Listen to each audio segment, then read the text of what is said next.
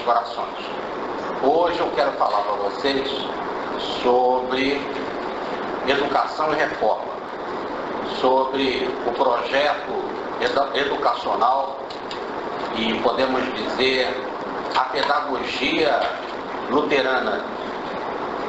E esse nosso trabalho vai ser baseado nesse livro aqui, ó, Educação e Reforma, da editora Sinodal, que traz 2 textos de Lutero. Um texto chamado Aos Conselhos de Todas as Cidades da Alemanha para que criem e mantenham escolas. Esse texto é de 1524. E o outro texto, que é de 1530, se chama Uma Prédica para que se mande os filhos à escola. Bom,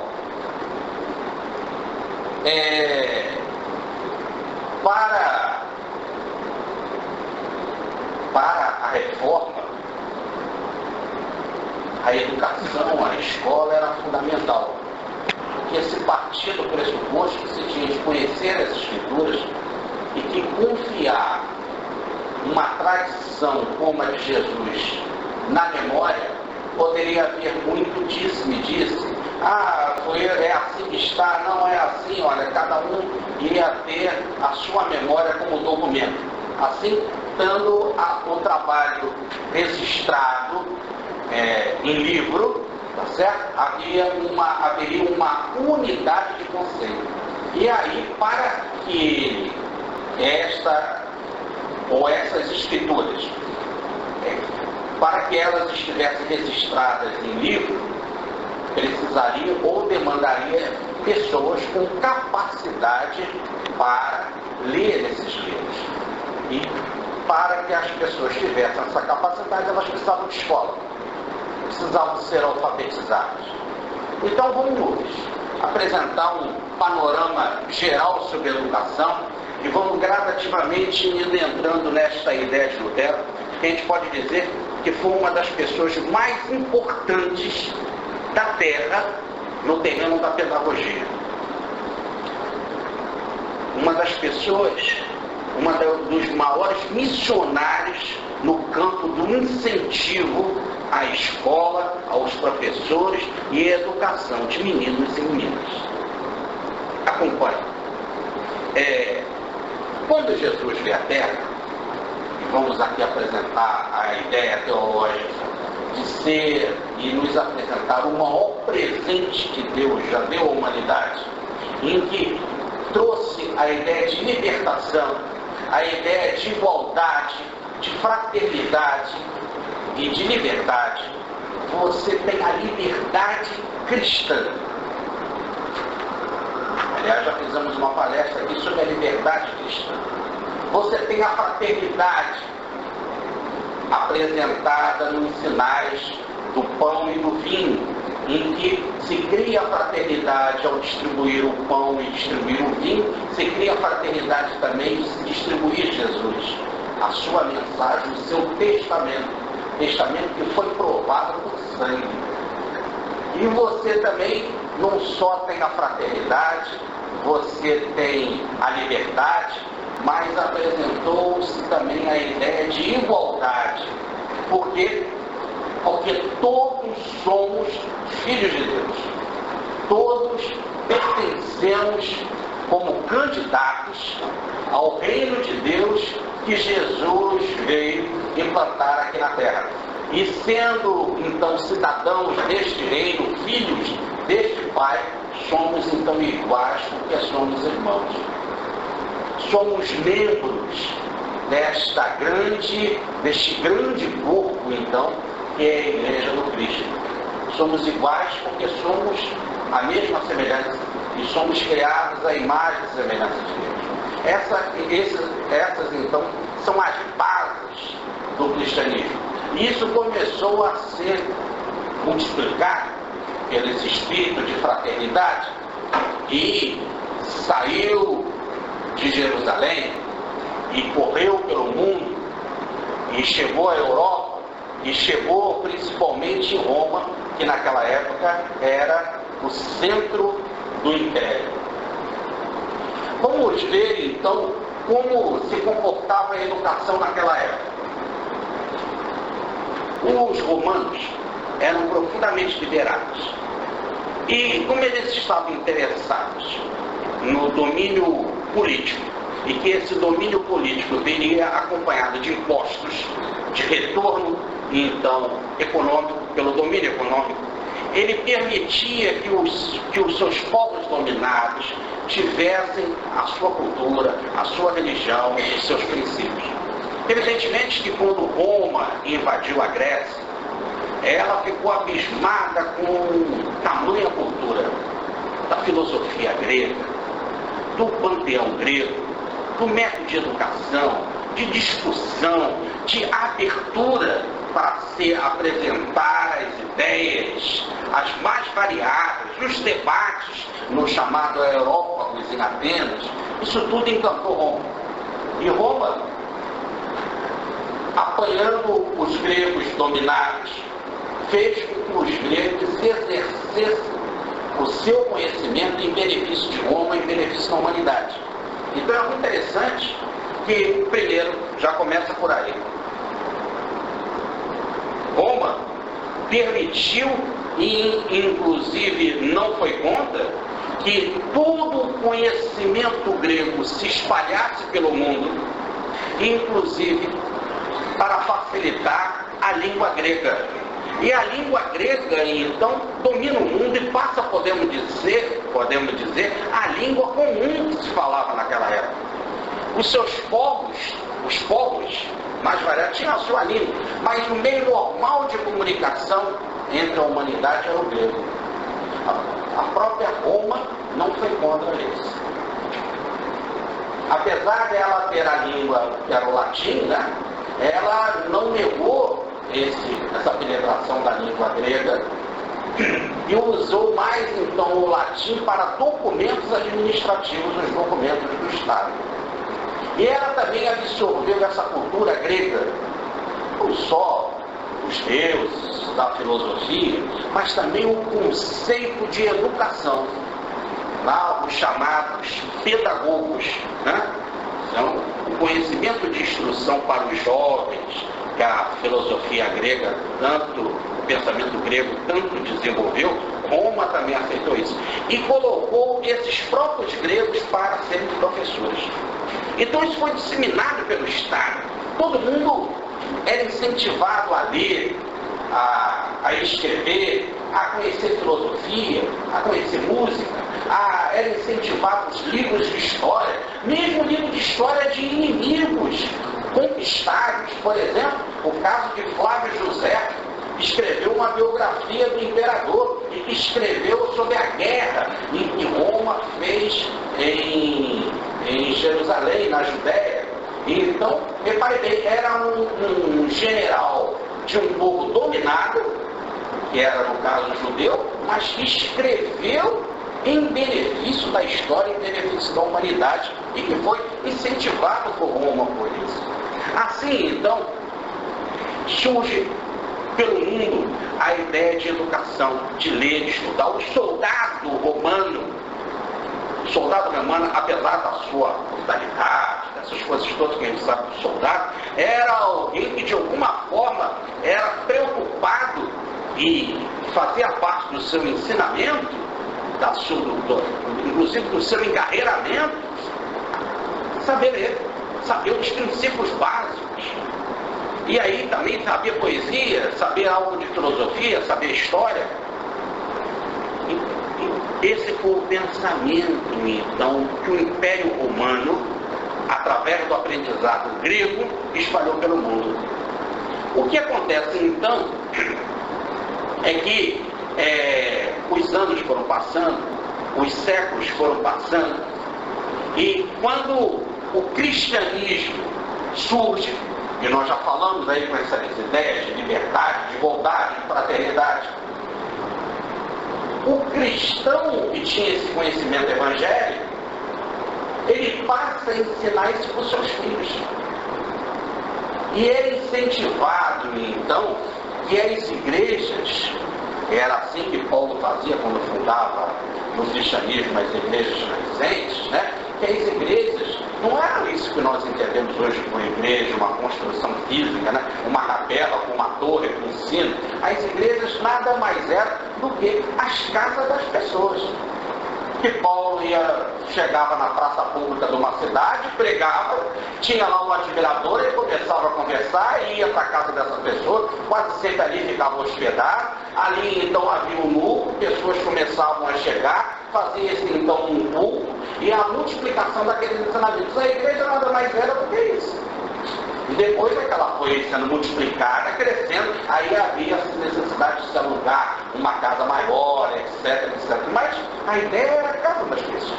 Então era nas casas, junto com seus filhos, sem fazer divisão com crianças, com adultos, com jovens, com os velhos, que as pessoas ouviam de Jesus.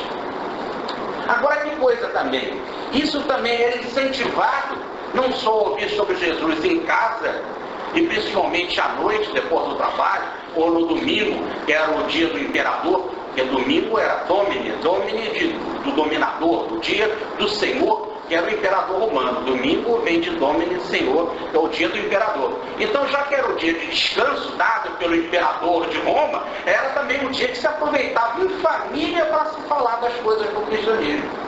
Aí o que acontece? Como também, pelo império, os jovens, as crianças eram incentivadas a estudo, a leitura, as poesias, as músicas, etc. Também tinha as escolas para aprender. Ora, que bênção então estava acontecendo na humanidade. O reino dos céus, podemos dizer, estava próximo. Os tempos eram chegados. Porque se a pessoa em casa ouvia sobre Jesus na intimidade do seu lar, e não tem melhor lugar do que a intimidade do lar para se falar de Jesus, e se era incentivado a ir para a escola para aprender as línguas, as filosofias, para ter cultura, para ter saber, né? Para ter o que a gente chama então de educação, e aí poder servir ao Estado, né? Tendo lá a sua profissão digna, fazer parte inclusive da estrutura do Estado, para comandar as várias situações administrativas, ou em termos de artesanato, ou em termos de indústria, ou em termos de guerra, ou em termos político, etc. Né? Então, era muito importante. Podemos dizer aquilo que fala o Evangelho: se Satanás ou o diabo é o príncipe deste mundo, numa linguagem evidentemente simbólica, porque não existe Satanás e diabo, vocês onde convir é apenas a linguagem da adversidade do mundo, dessas forças trevosas, encarnadas e desencarnadas, querem lutar para o prejuízo planetário. É nesse sentido. Por isso que a palavra, toda vez que eu falar de diabo, eu leio apenas que eu estou usando a palavra em grego, e para a ideia de adversidade, é esse espírito de resistência. Podemos dizer então que aquilo que Jesus chama do príncipe deste mundo, do senhor deste mundo, esse espírito de resistência, essas falanges trevosas, ficaram extremamente irritados com aquela situação. Aí acontece então um momento na virada da humanidade, em que o cristianismo então não só passa a ser permitido em 325 por Constantino, no concílio de Nicéia, em que o cristianismo então passa a ser aceito pelo governo, e depois, mais à frente, o cristianismo é colocado como religião oficial. E quando o cristianismo fica então como religião oficial, há uma virada, porque ele passa a assumir o poder e passa então a ter duas grandes formas de regime ou de governo, que seria o governo espiritual, feito pela igreja, e o governo secular, feito pelo imperador. Agora, evidentemente que esses governos começam, os dois, a trabalhar junto. Um precisava do outro, um precisava do apoio do outro. Porque o governo espiritual também administrava uma massa humana muito importante e mexia com a crença de um povo. E esse governo secular viu a autoridade para que a única religião oficial num determinado momento, fosse a igreja e não mais as outras. Então agora essa igreja aqui, esse poder espiritual, passa a ter poder político, econômico, financeiro, espiritual. E estava diretamente ligado ao imperador. Agora, o que acontece então é que surge no século V, naquilo em que se convencionou chamar de alta Idade Média, em que os historiadores costumam dar esse título de alta Idade Média, começou a haver uma queda vertiginosa do governo, do império, porque os bárbaros invadem Roma. E com a invasão bárbara, né, o que há então é a queda do império. E a igreja começa a lidar com um povo que agora destruiu todas as cidades, as construções, toda a cultura, né? Um povo bastante bárbaro, e a igreja tem que fazer, então, para se manter e continuar no seu poder, algumas concessões.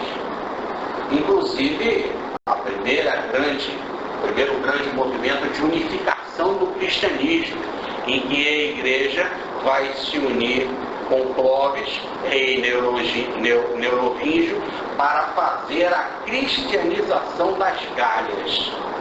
Aliás, é o próprio Constantino que volta na figura, o Constantino que em 325 colocou a igreja, o cristianismo como religião oficial, e ele mesmo que volta e agora permite com que a igreja passe a cobrir uma vasta região da Europa. A partir deste momento, então, começa a surgir o chamado Sacro Império Germânico.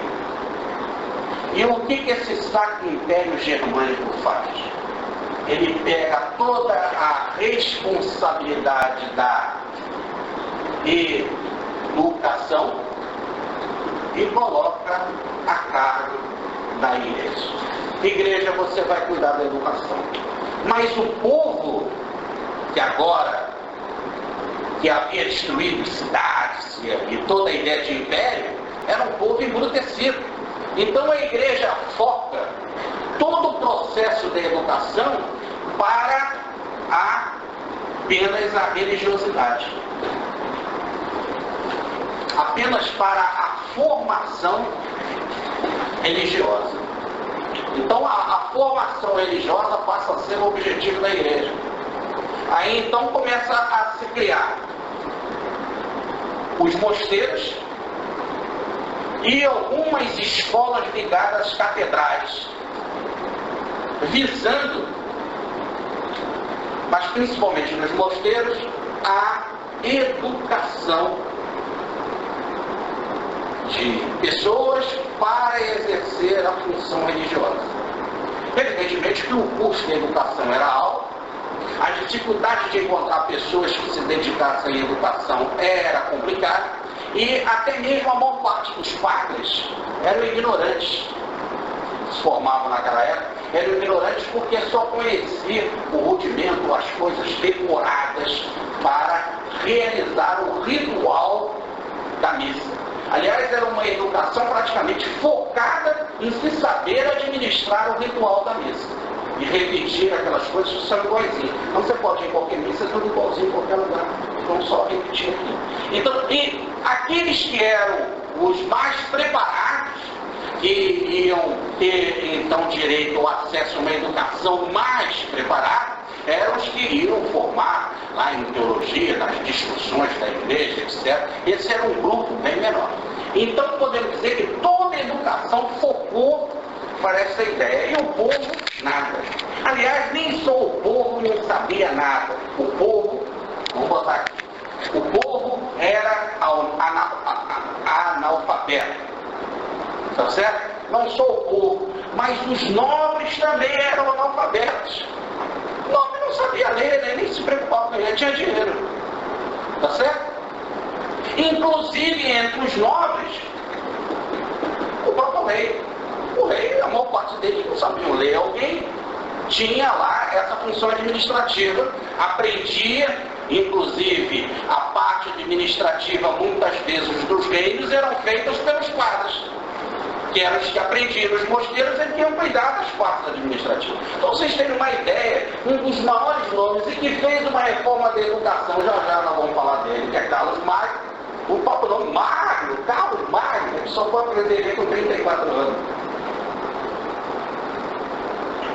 Podemos dizer a coroa, que centraliza todo o poder em termos de coroa da França, é Carlos Magno. Então, para mostrar que a educação não tinha nada a ver com o povo não sabia absolutamente nada disso. Logo, nem o povo, nem os nobres, até os reis. E quem cuidava da educação era a igreja, cuidava para a formação dos religiosos, tá certo? E os próprios religiosos muitas vezes é que cuidavam administrativamente dos reinos. Logo, podemos dizer, estava tudo na mão deles. Quando em 1780, quando por volta de 780, Carlos Magno faz uma reforma educacional.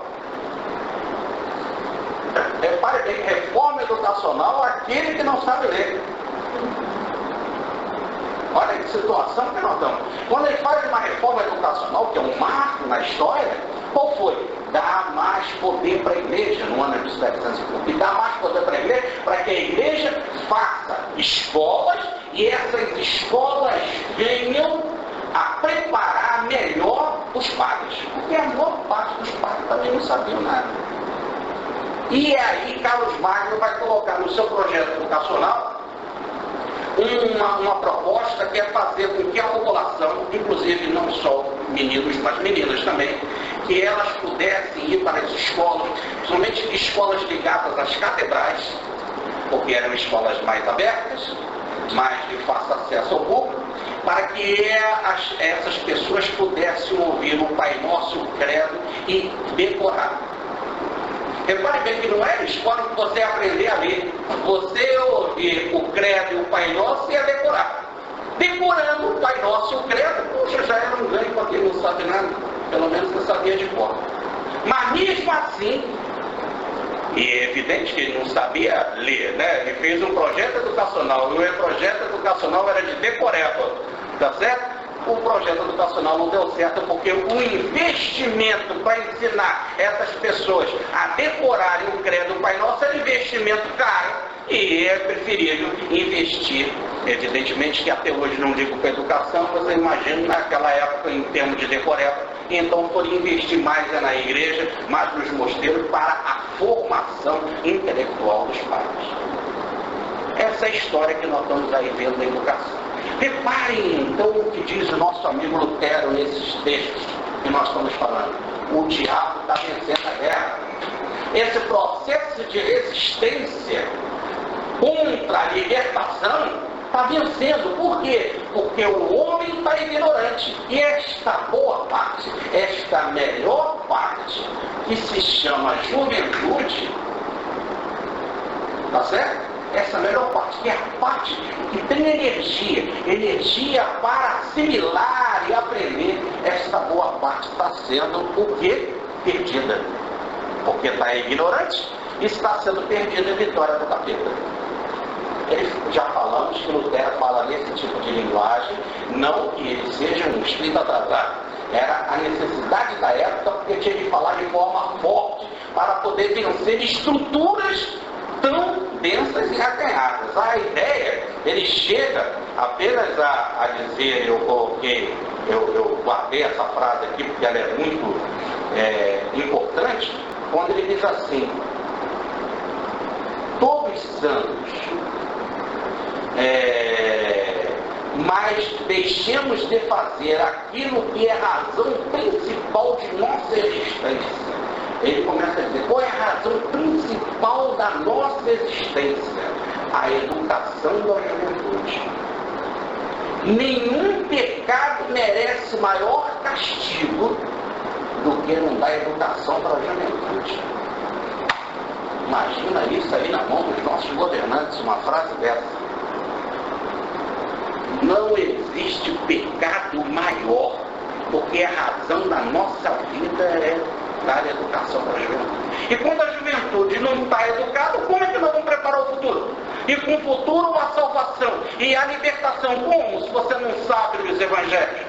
Você vai saber de qual, porque alguém vai ficar ditando para você, e alguém que está ditando para você é confiável? Aí ele vai começar a dizer o que vai acontecer com esses mosteiros. Esses mosteiros vão fazer estudos muito profundos, cada vez mais profundos na letra morta. A ideia das línguas chegam perdidas, já não se conhecia mais o grego, havia se perdido o conhecimento grego. Olha que dificuldade. Já se tinha perdido o conhecimento hebraico, já não se tinha mais o conhecimento aramaico. Como saber os textos no original? No aramaico, que era o que Jesus falava. No hebraico, como que os textos do Antigo Testamento estavam registrados. No grego, que os evangelhos estavam escritos. Quer dizer, nós só íamos ficar confiando em quê?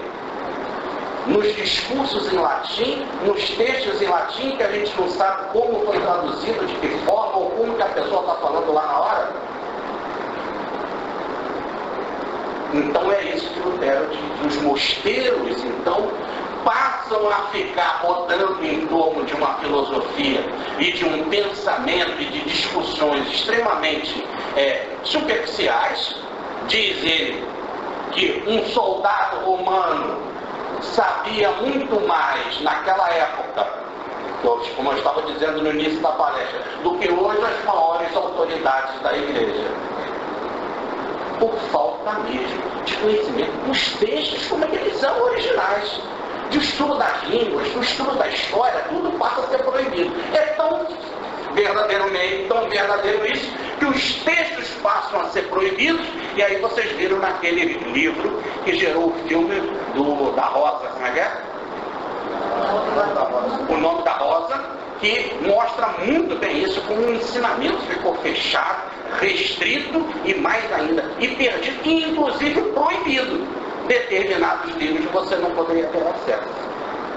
Ora, então passa o nosso Lutero a dizer que os mosteiros se transformam nos ninhos dos diabos. E daí mesmo é que vai se formar os tapetinhas. Ou melhor, daí mesmo que vai se formar esses homens perturbados e desequilibrados que vão o quê? Administrar o mundo, que vão falar para a gente da fé, que vão no fundo não mais falar da fé, mas nos vender a fé através de indulgências, missas, regras, etc, doações, etc, que vai começar o que ele chama aqui de ladroeira, porque estava todo mundo ignorante, inclusive os novos. Mas vamos ver um outro movimento então que vai surgir. Vamos dar um salto então desse momento aí, de 780 por aí, onde Carlos Magno fez esse projeto que não deu certo e que só valorizou mais a educação e investimento financeiro para os padres. Vamos dar um salto para o século XI.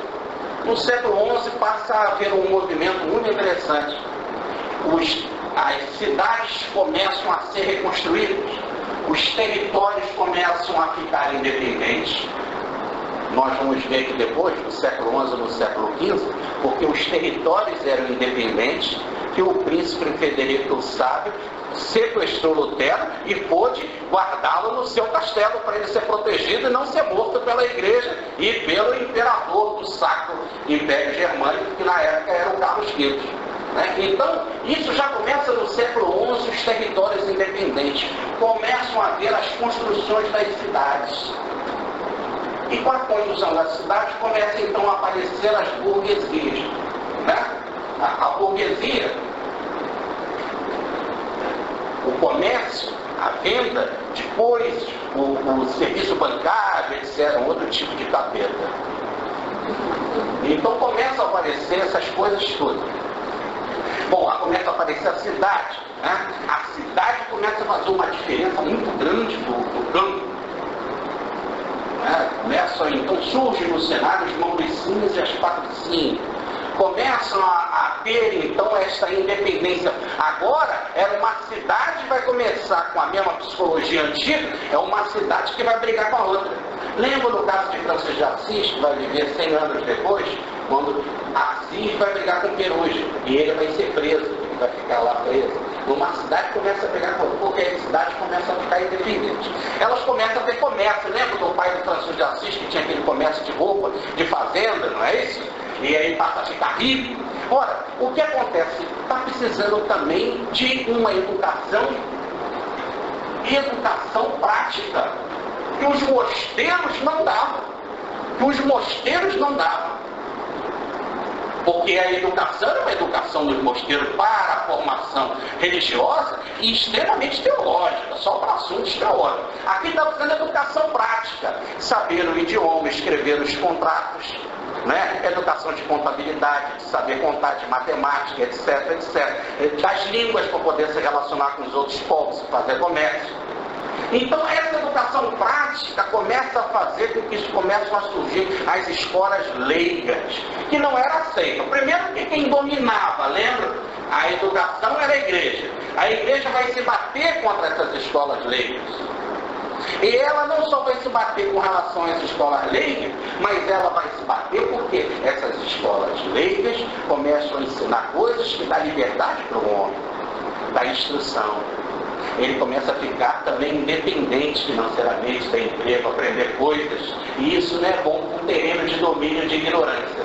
Quando você quer campear, quer dominar sobre a ignorância, não é bom que ele aprenda. Então começa a haver uma condenação dessas escolas, que os chamados conselhos municipais, depois, mais tarde, vão começar a financiar. Ora, por isso o nome do livro do Lutero. Olha o nome de um dos livros. Aos conselhos de todas as cidades são os conselhos municipais. Entendeu? Ora, então, esses conselhos começam, então, a ter a ideia de escola. Mesmo assim, restrito, e não foi para frente. Né? A ideia era de produção. Mas vamos dar um salto. Do século XI, nós vamos para o século XII. No século XII, esse saber das cidades começa de tal forma a se multiplicar que formam, então, as chamadas universidades. As universidades, evidentemente, eram universidades para se aprender assuntos ligados, como era dominada pela igreja, assuntos ligados à teologia. Aí a universidade primeira foi a da Bolonha, na Itália. Depois a de Paris, a da Inglaterra, a de Praga, a de Viena. Começam a surgir esses centros universitários. Mas esses centros universitários vão já a ser também ninhos do diabo, como diz Lutero. Porque já agora no século XIII, no mesmo século que brilha Francisco de Assis, em contrapartida vai brilhar Tomás de Aquino. Como também no século que brilha Lutero, que é o século XVI, vai em contrapartida se manifestar contra a reforma com Inácio de Loyola. Sempre tem um outro lado negativo na história. O mundo sempre faz assim, porque conforme a vida arruma os seus príncipes de luz, a terra trabalha para ter os seus chamados príncipes de trevas. E no decurso da história vão perdendo. Mas é assim a vida. Então é aqui que surge a escolástica. A escolástica foi um grande movimento que nós vamos falar aqui educacional. Como é que era a escolástica? Era uma ideia em que as discussões na escola, na escolástica, onde que nessas universidades era apresentado um tema, tá certo? Pelo mestre, e aí começava a haver discussão. E um ficava brigando com o outro, fazendo perguntas. E que mais do que para saber, e para ter que saber, era mais para mostrar quem vence o outro na polêmica. O homem, em vez de fazer duelo com a espada, fazia duelo com a espada da língua. E era mais as polêmicas para as grandes discussões frívolas, rasteiras, etc. De superficialidade, como a escolástica sempre foi superficial. E depois o professor então tomava a palavra e dava a sua palavra final, quase sempre voltada para a igreja. Ora, como a escolástica e essas universidades elas eram mantidas pela igreja, né? E tanto o principal nome da escolástica aí no caso, Carlos Magno era da igreja, perdão, Alberto Magno, desculpa, Alberto Magno aí era da igreja, Tomás de Aquino era da igreja, etc, etc. Assim, o que vai imperar essas ideias? O que se estudava lá? Nós tínhamos três coisas. Nós tínhamos as escrituras sagradas. Nós tínhamos os pais da igreja, aqueles pais primitivos, os pais do século I, século II, século III e IV, até Santo Agostinho, podemos dizer assim, né? Até 400 e pouco. E nós tínhamos as bulas papais. As bulas do Papa, quer dizer, as bulas papais são os documentos do Papa. O que acontece? Os documentos papais estavam completamente longe das escrituras. E muitas coisas dos pais da igreja também era longe das escrituras, entendeu? Então o que tinha de se fazer? Tinha de haver pela razão, apesar de que a fé é quem deu a escritura, sobre fé não se discute, a escritura é a verdadeira, tá certo? Os pais também receberam pela fé ou pelo Espírito Santo a verdade, e o Papa, porque é infalível, também ditou as suas bulas que são infalíveis. Isso é a fé. Quanto a fé não se discute. É isso que diz a escolástica. Mas, no entanto, ela tinha de trabalhar com a razão. E com a razão, ela ia fazer o seguinte: ia colocar em harmonia, através de discussão, esta ideia, onde que as escrituras se encaixassem harmonicamente com o pensamento dos pais da igreja, que se encaixassem também com as bulas papais. Tudo tinha de ser numa construção de palavras, com retórica, com imaginação, com criatividade, que tudo ficasse harmonizado. Nem se eu precisasse para isso te enrolar. Então, a escolástica nada mais é do que um grande exercício de enrolação, que para se alicerçar na ideia, ela foi buscar Aristóteles, que é o pensador grego, para se apoiar. A escolástica é aristotélica. Ela deixa de lado Agostinho, que é Platão, que é aquela fé. Ela se alicerça em Aristóteles, porque Aristóteles é empírico. É o que se observa no dia a dia, na materialidade. Então ela tenta reduzir em termos de discussão racional para mostrar que tem que haver harmonia do trecho. É um grande exercício de enrolação para que tudo fique igual. Por exemplo, é proibido mentir? Não. Então, se você tem que mentir, né? Alguém diz, você jura? Aí você bota o pezinho numa pedra e diz assim, eu juro. Aí tudo bom, então tá pronto, tá? A verdade, ele jurou, então pronto. Mas só que ele está pensando assim, eu juro, mas por essa pedra, não é por Deus, não. Então não tem maldade, você não vai para o inferno, porque você não jurou lá dentro por Deus. Então você jurou pela pedra, só que você não falou. Olha, isso é uma enrolação. E vamos dizer assim, isso é uma safadeza, isso é uma filosofia do diabo, como diz Lutero. Tá certo? Que enrola, na linguagem dele, estou usando as palavras dele, que enrola bobo. É isso que dominou. E para isso se escreveu. E se escreveu tanto que só, por exemplo, a Suma Teológica, e repare que é Suma, hein? É um sumaco teológico, são 16 volumes, logo um catálogo de telefone que nosso Tomás de Aquino escreveu. No final da vida dele, evidentemente, ele teve uma visão, e na hora que ele teve uma visão, perguntaram para ele, ele não conseguia dizer sobre a visão. Tá certo?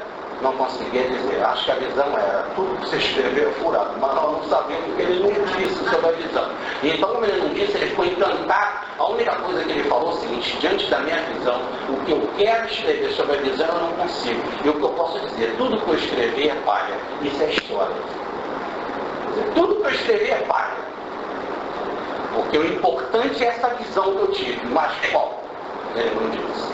Ou se disse também, aproveitaram ele. Eliminaram ele, porque não era hora dele dizer nada. Então, veja bem, o que nós temos é que assim estavam as coisas no século XIII. Aí então que vai surgir um movimento importante que vai partir pela Itália, que é o movimento do humanismo.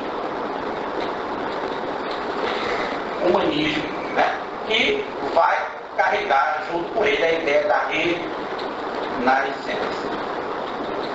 Ora, o que é o humanismo? É uma corrente que defendia a seguinte ideia: que o homem é centro. Evidentemente que ela parte de uma ideia: o homem não é centro de nada, né? Ele também o centro é a vida, né? Mas tudo bem, a ideia é de que ele é o centro. E aí, quando ele é o centro, ele tem que, antes de tudo, aprender as coisas mais importantes que dão para ele dignidade humana, que o faz humano, que o faz então, que ele tenha urbanidade, que ele saiba viver na urbis, ou melhor, nas cidades, para que ele tenha relação, que ele tenha sucesso. E para que ele tenha isso tudo, ele precisa, primeiro, da coisa mais importante, que é a comunicação, e a comunicação é a linguagem. Ele precisa, então, conhecer as línguas. Aí vem uma corrente do humanismo que vai atacar a escolástica e vai defender as línguas. Então nós precisamos saber o grego, precisamos saber o hebraico, precisamos saber o latim, principalmente o latim. Não esse latim que é quase um latido que estava sendo usado naquela época, mas o latim original dos grandes mestres, né, da poesia, da filosofia, da história, né? Cícero, Ovídio, Virgílio. Então vem um resgate desses textos. E vem também o resgate da história. O homem precisa saber a história, porque o humanismo vai colocar uma ideia interessante. A história é a vida mestra da humanidade. Porque pela história você olhar para trás e você pode ver o que deu certo e o que deu errado. E diante de determinadas situações, como o homem se comportou e qual foi o resultado. E por causa disso você pode aprender muito com a história e guiar a tua vida. Por isso que ela é uma mestra da vida. Evidentemente que isso tudo estava muito bonito, né, do humanismo, isso tudo foi muito válido, e isso começa a entrar pela Europa, só que com um problema. Ela ficou meio aristocrática. Porque como tinha de conhecer as línguas, essas coisas todas, e não se tinha escola.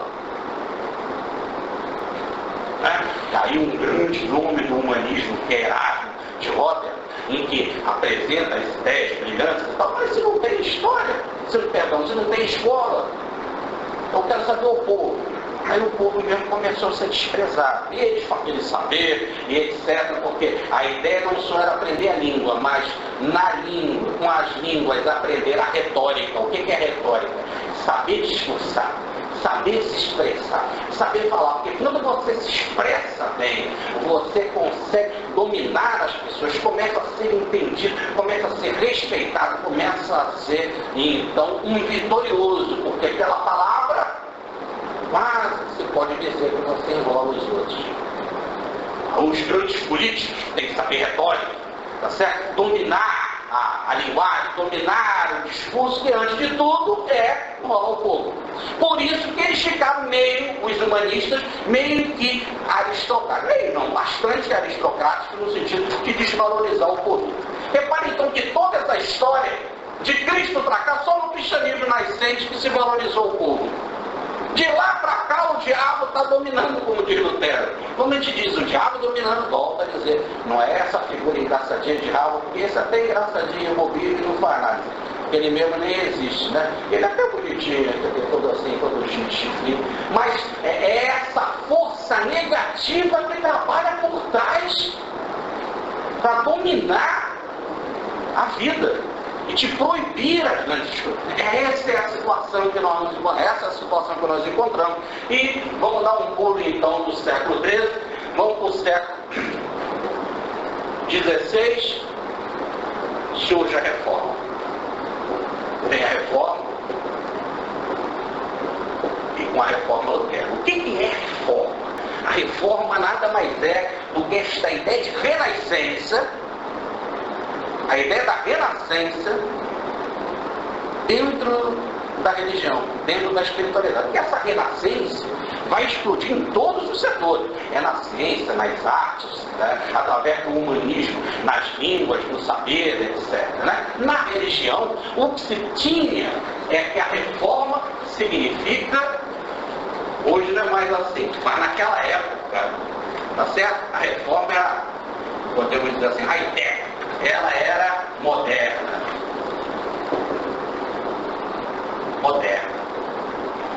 Ideias, gente moderna, ideias novas, mentes arejadas. Por quê?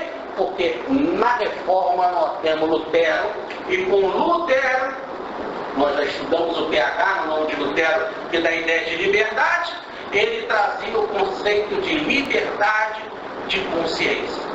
Lembram quando ele foi para a dieta de Fordham preso?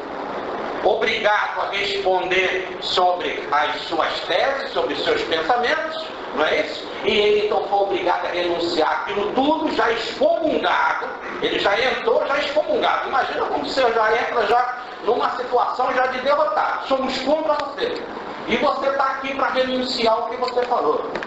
E ele diz que com relação a essas coisas do mundo interior, do espírito, nenhuma autoridade, nem a autoridade secular, nem a autoridade espiritual tem poder para mexer na fé das pessoas.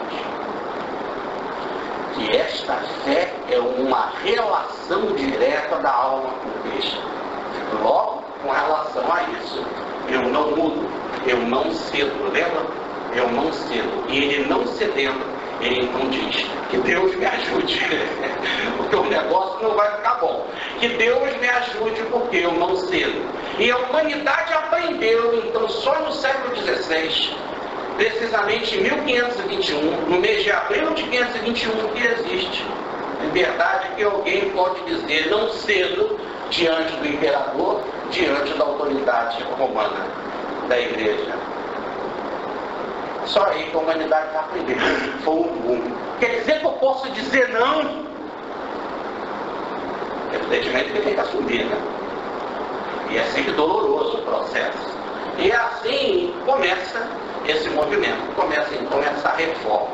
Ele pertencia à igreja, ele era um monge augustiniano e a sua ideia não era romper com a igreja, nem protestar contra a igreja. Aliás, nós já vimos que essa palavra protestantismo só surgiu dentro de um movimento político lá na Alemanha, não é um protestantismo contra a igreja. É aqueles que estavam protestando contra a sua liberdade de imprimir no seu território independente, no seu estado independente, os novos princípios espirituais.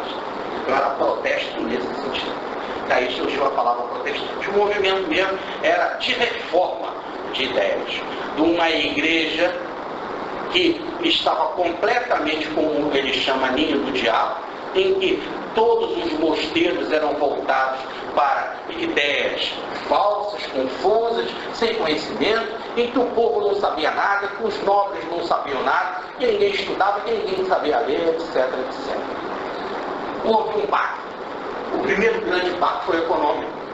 Porque essas igrejas ficaram vazias, acabaram as doações, fora que chegaram lá e tomaram tudo aquilo que era da igreja, aquele poder, aquele dinheiro, aquilo tudo foi assaltado e passou a fazer parte da comunidade. Ou melhor, começou a fazer parte daquele conselho municipal, passou a fazer parte daquele estado independente. Então os recursos da igreja, imagina, ela era rica e poderosa, era um poder, olha como nós botamos aqui no nosso diagrama, ela era um poder, e com poder econômico, tudo isso passa para a mão do Estado.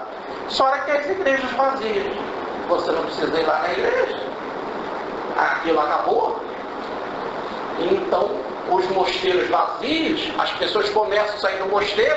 Lembra que eu falei que as freiras leram o documento de Lutero e escreveram para Lutero, liberdade no estilo está aqui.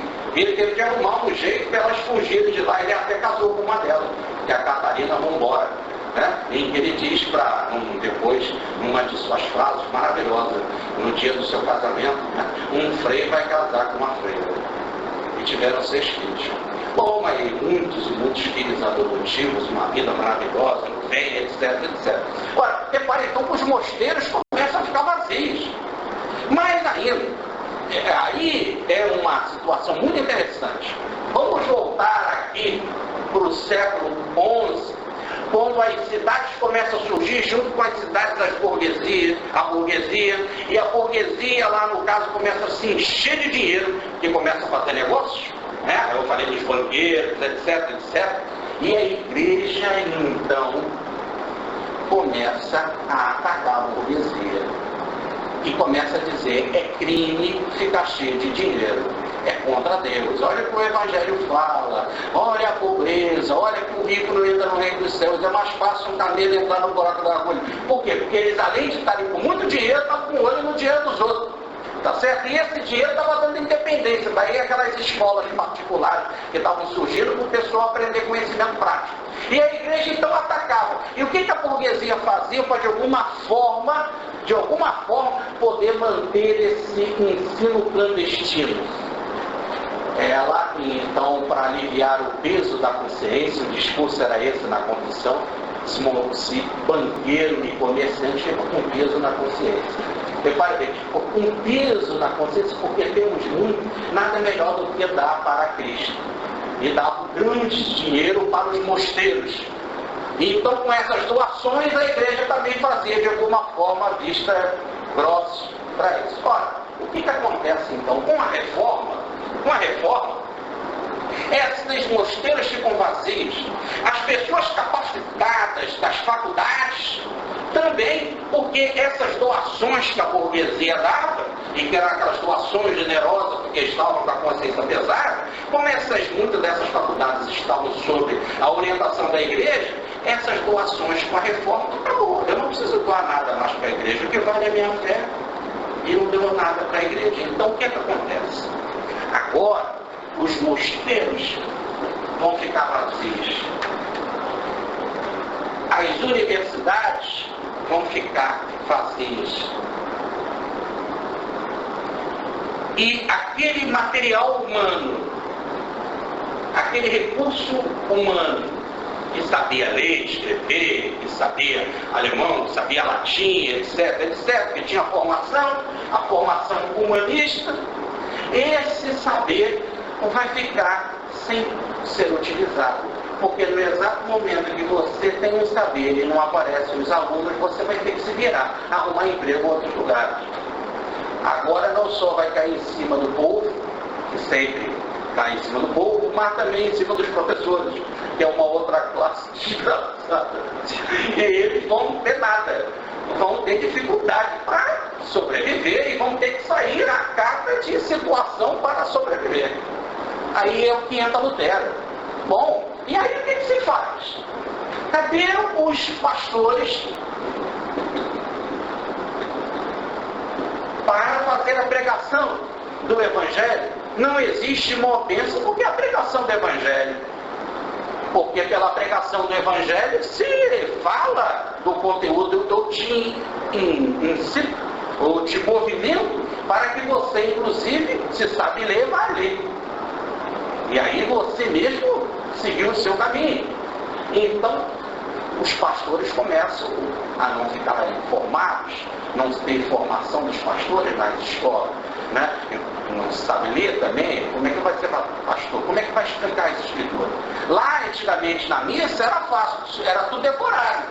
Osana, bendito que vem em nome, Osana, pronto, amém, amém, amém. Os Pai, Filho, Espírito Santo vão embora. Agora, aí você tinha decorado. Agora, lá não era, você tinha de explicar os textos. Como? Se você não tem escola. Tinha um outro problema, e isso era muito importante, os administradores do Estado. Como ser administrador do Estado? Porque quem fazia a administração do Estado, lembra que eu falei? Eram aqueles que eram dos mosteiros. Eles faziam. Se a população morria muito, porque como diz Lutero, a peste estava ali rondando. Não, foi a palestra na vez passada que nós falamos da morte, né? Se muitos morrem, e se num curto espaço de tempo muita gente morre, a média de vida naquela época era 40 anos. Luz chegou com 40, tá legal, tá na hora de ir embora. Então repare que era uma situação desagradável, porque o Estado também estava perdendo pessoas para administrar. É aí que nesse momento o que estava acontecendo? Lutero estava sequestrado pelo príncipe, tá certo? Lá no seu palácio. Ele estava sequestrado. Quando volta e meia ele saía vestido de cavaleiro de São Jorge, né? Mas a gente já conhece a história. Mas Lutero, então, sequestrado, tiveram que chamar Lutero. É aí então que o poder, o conselho municipal, os homens de saber, os homens administrativos, precisamos de Lutero. Lutero é uma voz do povo, o povo segue Lutero. Tudo que está acontecendo é por causa de Lutero. Então é melhor a gente encarar, a gente contra as autoridades, e mesmo contra com o Vaticano, ele assumir essa situação e chamar Lutero. Aquilo que está proibido, nós temos que deixar o homem falar. O homem tomar, já que ele é o que é escutado entre o povo, para ver se ele traga alguma mensagem que venha ajudar isso. É aí que Lutero volta, então, depois de 10 meses de exílio, de 10 meses de sequestro, vamos falar assim a palavra mais técnica, né? Então ele volta. E nesses 10 meses ele fez uma coisa muito importante. Ele traduziu para o alemão falado na Saxônia, o Novo Testamento. Não a Bíblia toda. Nós estamos aí em 1522, mas a Bíblia toda só vai surgir em 1534. Só depois a Bíblia toda antiga e o Novo Testamento. Mas o Novo Testamento aparece ali em alemão. E ele vai favorecer, de tanto ser lido, para você ter uma ideia, em 50 anos foram 100 mil exemplares. Mas hoje aí o Harry Potter, não sei o que, vende muito mais. Mas nós estamos primeiro numa população infinitamente maior e a população que sabe ler. Né? Vocês imaginam naquela época você conseguir vender 100 mil livros. É uma coisa assim fantástica. 100 mil livros. Se é um livro como a Bíblia, que 4, 5, 6 podiam ler em casa, você pode imaginar 600 mil pessoas num curto espaçante, 500, 600 mil pessoas lendo. E aí, lendo o alemão, que vai passar então a ser o alemão dominado, vai ser um ponto de convergência cultural entre aqueles homens, entre aquele povo, e vai passar então a ser a língua dominante. Logo, ele foi fundamental para a formação da língua alemã. E é importante que a ideia da língua dá a ideia, então, de unificação, né? Onde que você tem um ponto de convergência importante.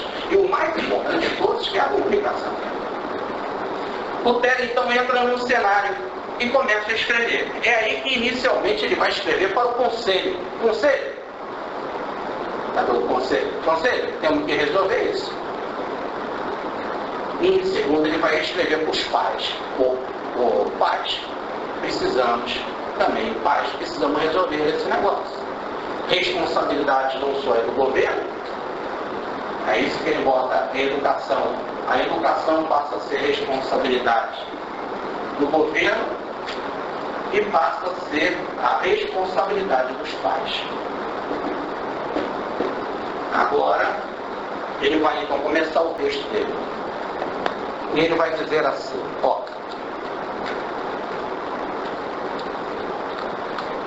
evidentemente, gente, isso tudo é muito sintético, né? Mas dá para a gente ter uma ideia. Ele vai dizer assim, olha, só existe um governo no mundo, que é Deus. Logo, a sua educação é uma educação para Deus.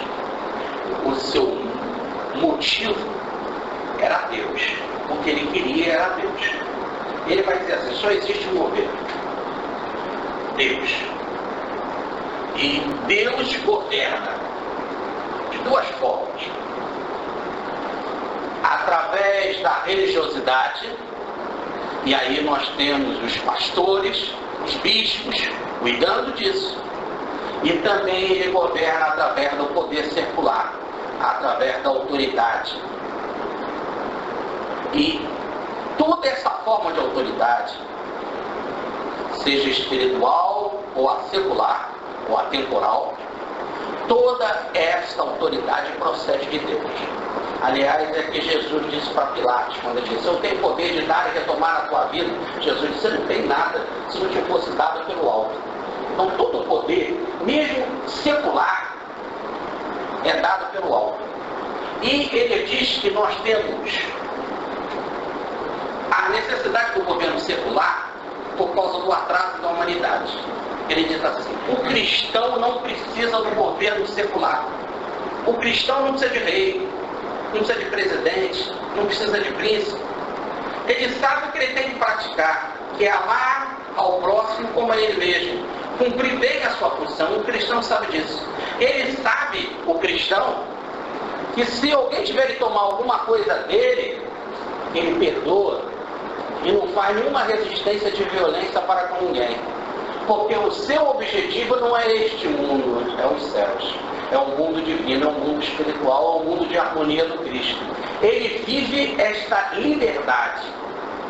Agora, veja bem, nem todos são assim. Nem todos são cristãos. Muitos são maus. Aliás, ele vai explicar. A maioria é má. É de gente atrasada, de gente evoluída. E porque a maioria é evoluída, Deus usa um outro método para impor um princípio de ordem na humanidade, que é a espada.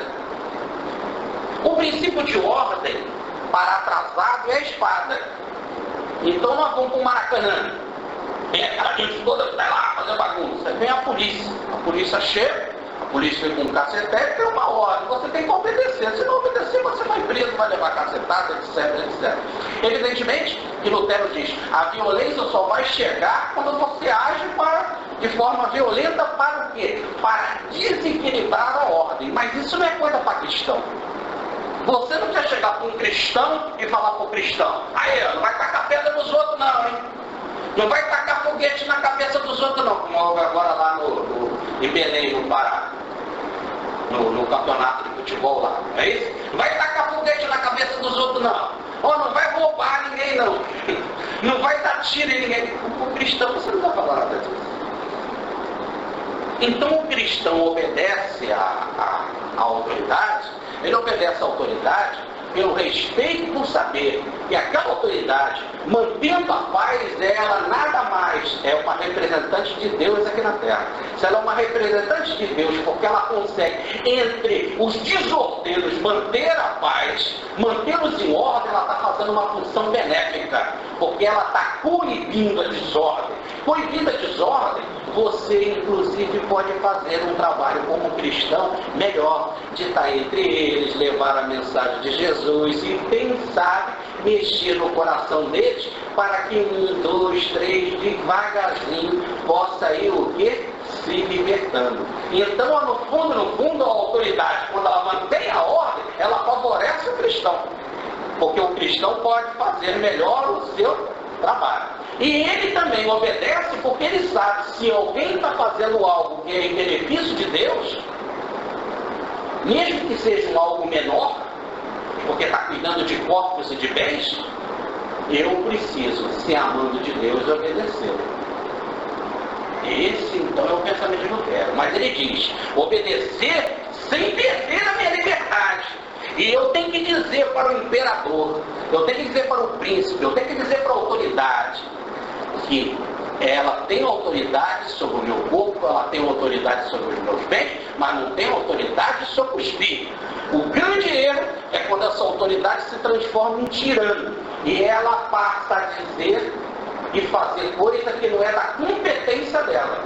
O que, por exemplo, quando a autoridade civil quer gerenciar coisas espirituais, como foi o caso, por exemplo, de Carlos V, um imperador do Sacro Império Romano, germânico, quando ele diz então que Lutero era um condenado, que os seus livros deviam ser perseguidos e proibidos.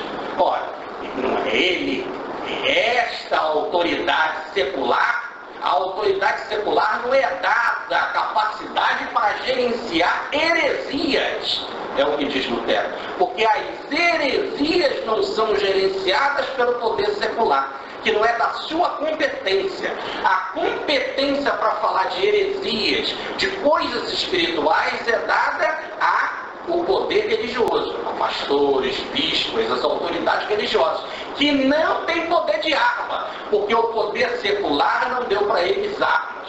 Logo, bispo, padre, pastor, quando vai contigo tentar falar das coisas espirituais, discutir as coisas espirituais, a arma que ele tem que usar é a arma da palavra das escrituras, não a arma da Inquisição, a arma do chicote, a arma dos pregos, a arma das algemas, como a igreja fez tentando impor religião. Ele diz, religião não se impõe com arma física, por isso que ela não pertence ao governo exterior, ao governo secular.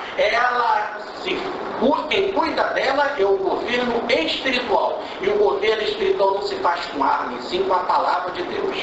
Heresia não é para ser violentada por armas físicas. Heresias são para ser discutidas com as palavras de Deus, para que possa esclarecer, porque diz ele, não teve ainda ninguém no mundo que conseguiu te impedir de você crer nisso ou naquilo.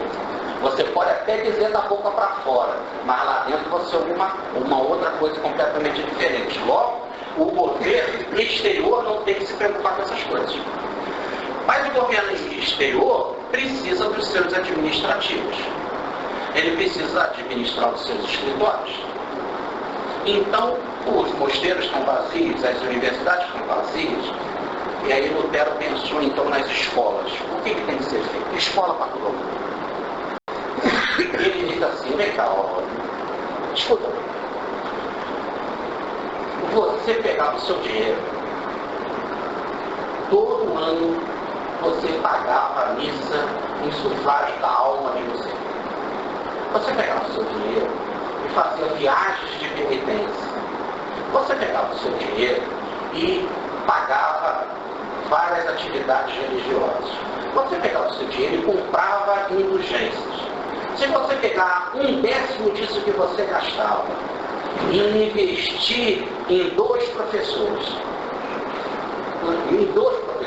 para que ele possa cuidar de uma população, eu não estou dizendo que você precisa gastar 10 vezes aquilo tudo que você gastava. Eu estou falando apenas 1/10 você já põe na educação. Quer dizer, é como se estivesse dizendo, 1/10 do que se dava para a igreja, ou que o Lutero está falando, 1/10 do que nós éramos obrigados a dar para a igreja, a gente pode dar para a educação. Só que tem uma vantagem. Com esse 1/10 que você vai dar para a educação, você vai ter um retorno. Vai ter um retorno. Com aquelas 10 vezes mais que você dava para a igreja, você não tem retorno nenhum. O que você tem é mentira, porque o Papa era caçador da tua fé. Porque ele só te dava mentira.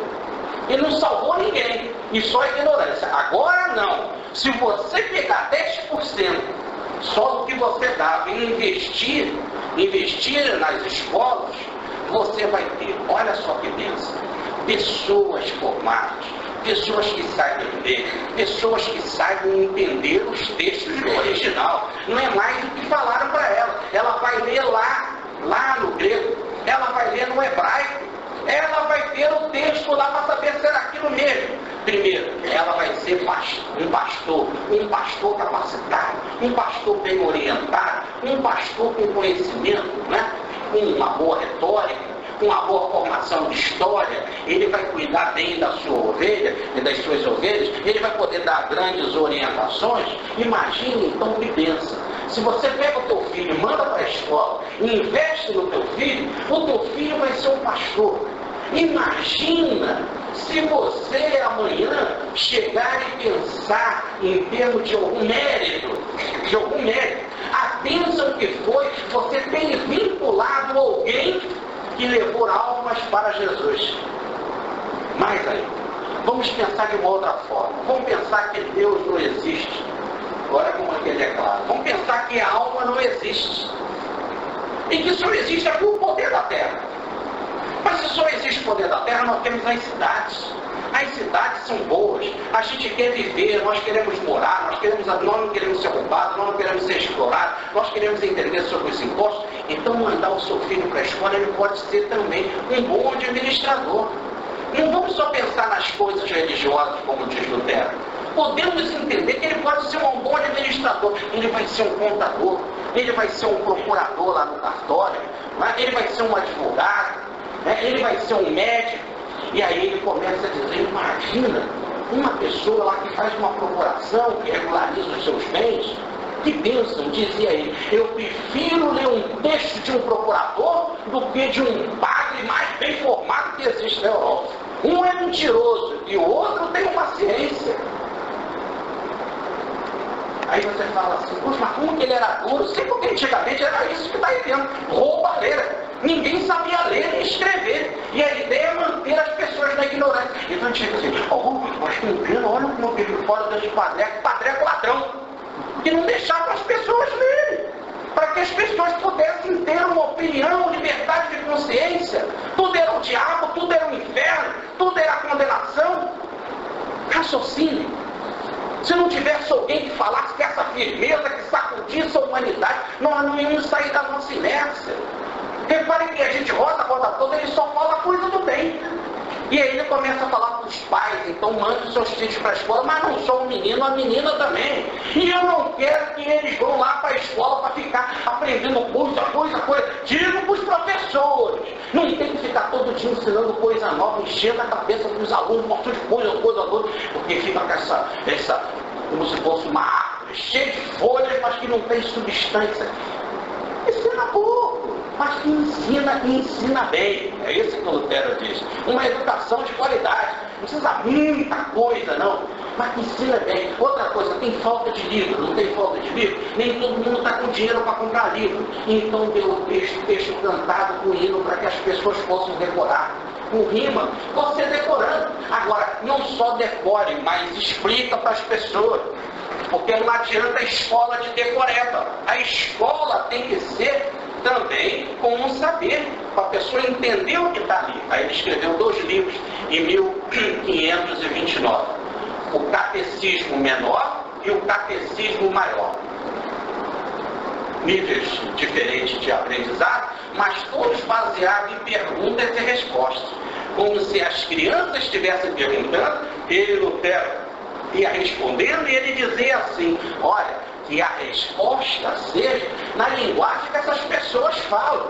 Ele na feira, para saber como os homens falam na feira, como a mãe fala para os seus filhos, como o pai conversa com os empregados, para que a gente possa aprender a linguagem deles e escrever um texto de fácil acesso e que eles possam realmente entender. E começou então a surgir os primeiros cursos de escritura. Agora ele fala assim, veja bem, essas crianças elas têm muita energia, não adianta eu levar elas para as escolas e deixar elas lá o dia inteiro na escola. É muito conteúdo. A criança tem que conviver em casa com seus pais, tem que também ajudar a sua família, conseguir também um meio de artesanato para aprender de alguma forma com os seus recursos manuais, ter um meio de sobrevivência, tá certo? Então, olha, não é essa escola longa, não. Se um menino for para a escola 2 vezes por dia, todo dia, e a menina 1 hora no mínimo por dia, está resolvido. Repare então como o Lutero era prático.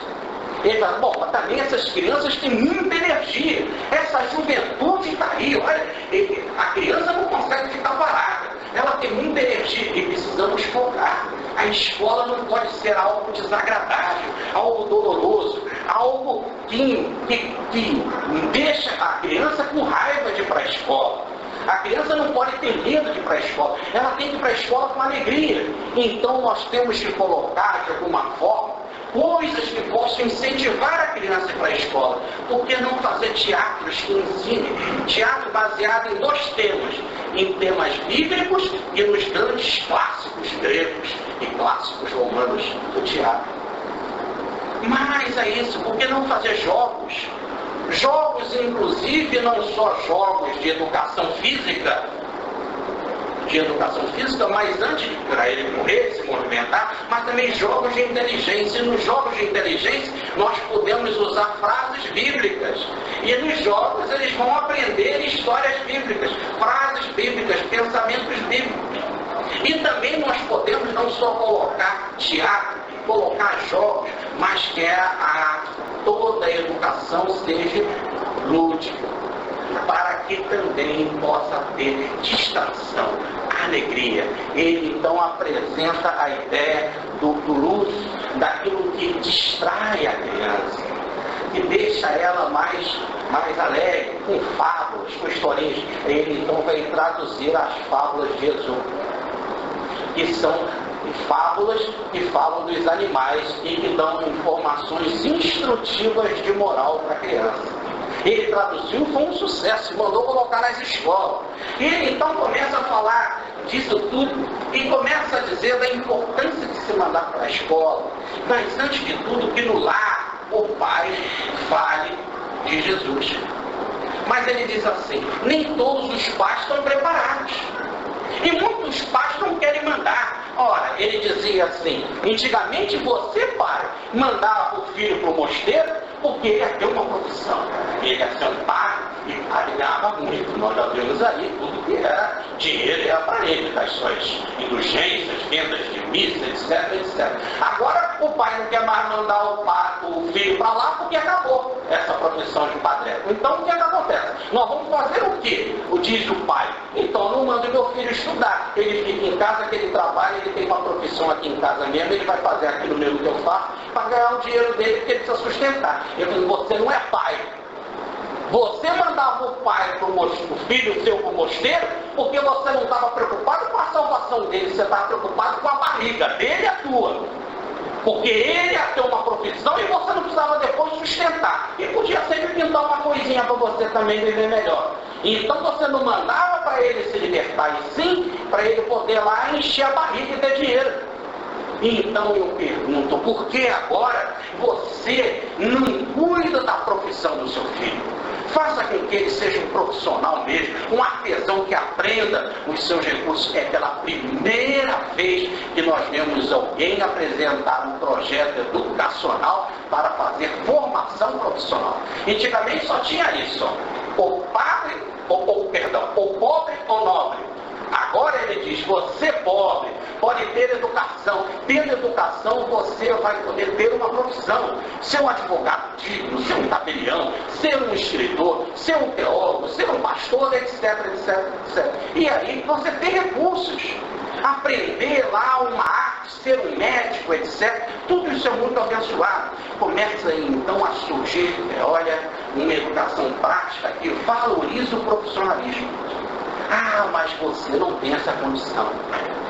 Você não tem essa condição. Se você não tem essa condição, quem é que tem essa condição?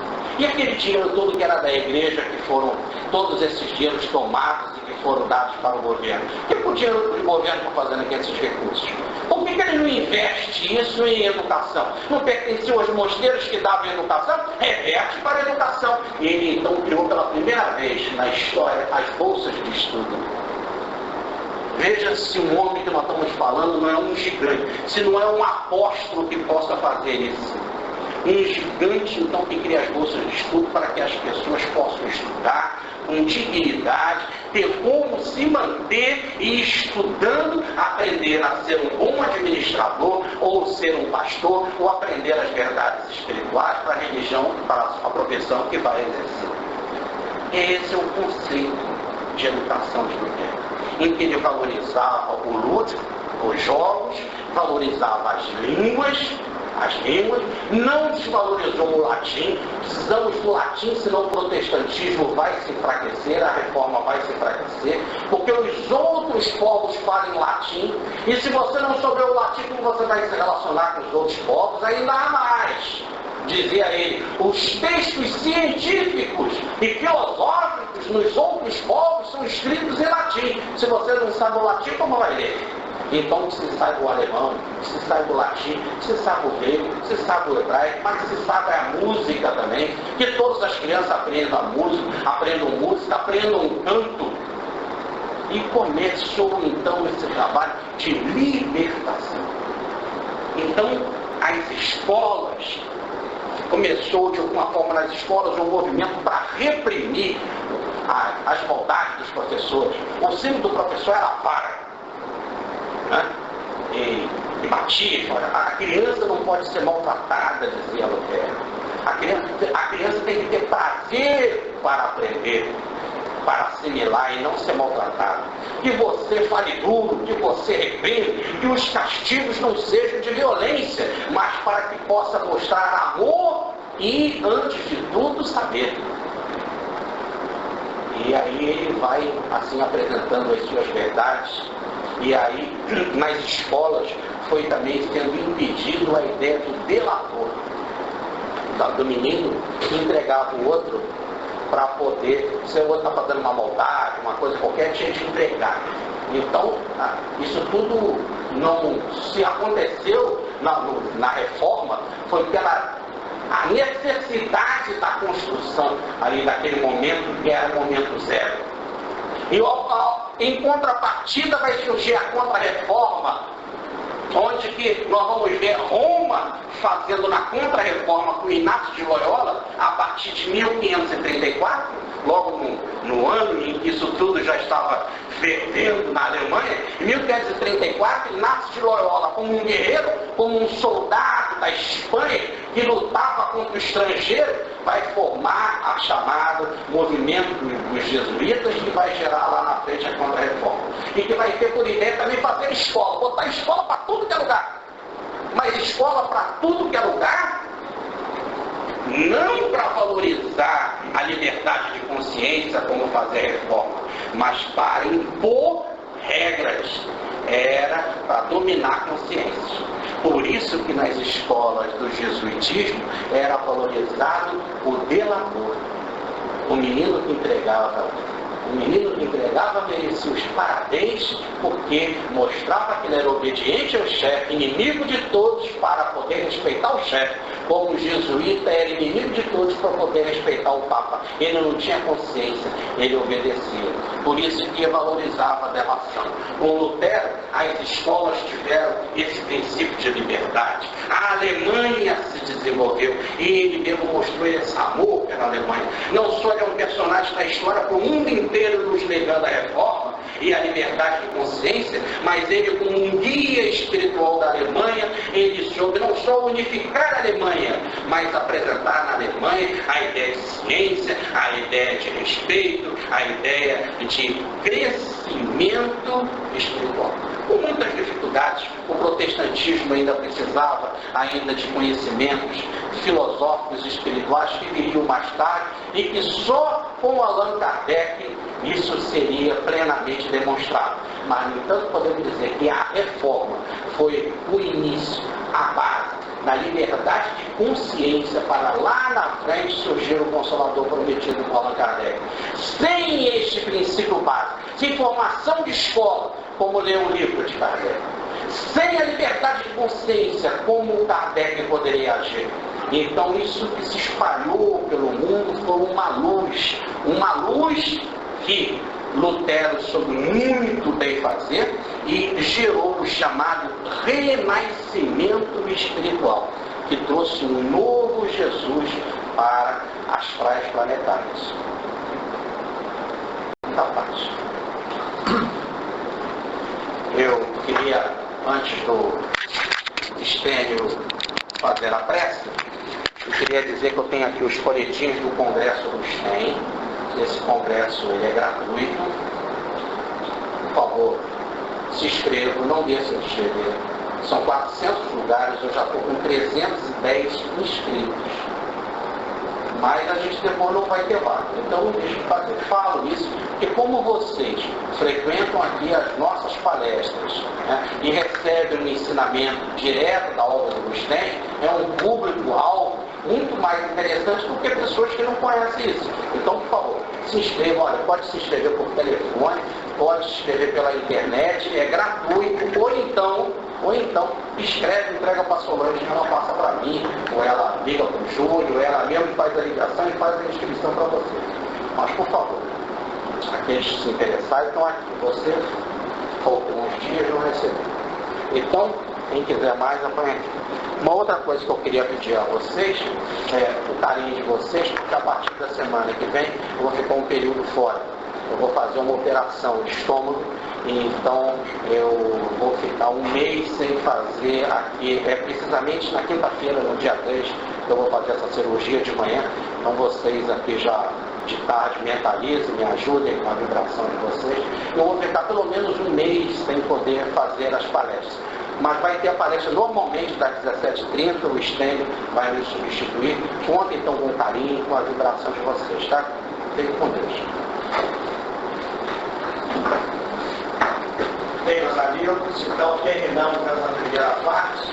Agora vocês estão entendendo por que o Jorge interrompeu o Evangelho, que sequencialmente nós estamos fazendo, o Evangelho de Monte, estava se preparando para essa cirurgia. Então escolheu para o tema dessas reuniões passadas, Artigo Belo, e essa figura tão querida, né? Uma lição de vida para todos nós. Então vamos fazer um intervalo de 30 minutos. Vamos voltar hoje com o estudo do livro dos médios, com a Solange, ok? E aqueles que necessitarem posteriormente a esse estudo do livro dos médios, nós teremos um passe improvisado. Nesse momento nós vamos fazer um passe coletivo em forma de oração. E hoje a nossa oração é não somente para todos nós aqui presentes, mas em particular para aquele amigo, aquele lavrador. Jorge, o nome de Jorge, significa aquele que lava o sol e coloca uma semente. Em particular, na minha vida, esse jovem, quando ele recebeu o filho, na verdade, ele colocou muita semente no caminho. E espero, sinceramente, que essa Filho mais novo seu. seja produtiva. 30, 60. Então vamos elevar o nosso pensamento e agradecer inicialmente por tudo aquilo que nós ouvimos hoje, que aprendemos a respeito desse grande educador e de como a educação é importante. É importante não só numa escola, mas fundamentalmente no próprio lar. Então vamos elevar o nosso pensamento em forma de agradecimento e pedir para que na quinta-feira que vem, às 8 horas pela manhã, haja essa cirurgia da melhor maneira possível e que a sua recuperação, viu, amigo lavrador, seja também a mais rápida possível. Vamos elevar o nosso pensamento para aquela que nesses momentos nós estamos acostumados a pedir que a nossa vida continue. Mas nós vamos, através desse pedido, pedir que a mãozinha de um médico, tão querido de todos nós, do nosso querido Bezerra de Menezes, possa lá estar presente pela manhã dessa quinta-feira. Querida Senhora, mãezinha de todos nós, mãezinha dessa humanidade, tanto nós querida Senhora, na sua potência de graça, na beleza da sua imagem, na grandeza de mulher como mãe, nos acolher nesse seio tão amado, esse seio de Deus. Querida Senhora, que as nossas obras, a nossa fala, o nosso verbo, os nossos pensamentos sejam dignos da luz do seu Filho amado, do nosso Deus Jesus. Querida Senhora, que a amizade ela seja sempre presente, uma grande fraternidade, e nós aprendemos com a sua figura e com a figura do seu Filho. Querida Senhora, que a nossa vida seja engrandecida pelo seu Espírito e que naqueles momentos difíceis, tempestades da vida, possamos contar o seu seio amado, com a mansidão das coisas. Obrigado, Senhor. Obrigado pela vida. Obrigado pelo trabalho. Obrigado pelo conhecimento. E obrigado, Senhor, pela sua presença. Sempre.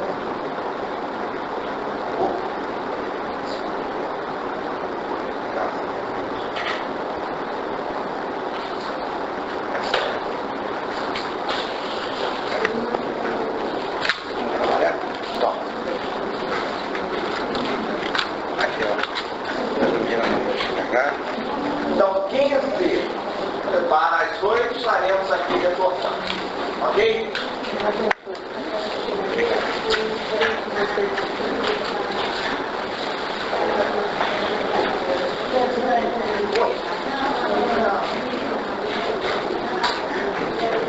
Essa aqui é para circular, é para explicar.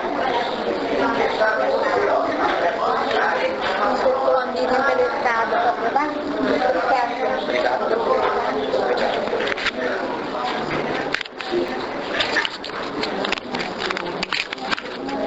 Obrigado por eu ter vindo. Porque a gente vive com uma pessoa.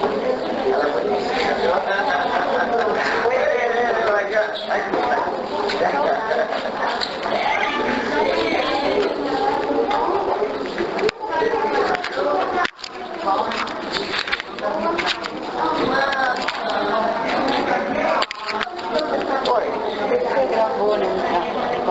Gravei, gravo material. E esse material a gente... Pode, eu estou deixando esse material todo de qualquer maneira eu tenho e-mail Você vai magnético. salvar? Você vai salvar Ela no está seu salva. computador? Ela está salva. Então, Você faz uma cópia MP3 ou... Não, eu não tenho condição de fazer MP3. Se você quiser alguma delas, Essa não. essa de hoje, Fala eu de gravo para educação, você. sou educadora. Gravo. Então, eu li. trago para você. Eu trago para você sem problema. Por favor. Tá bem? Obrigada, então.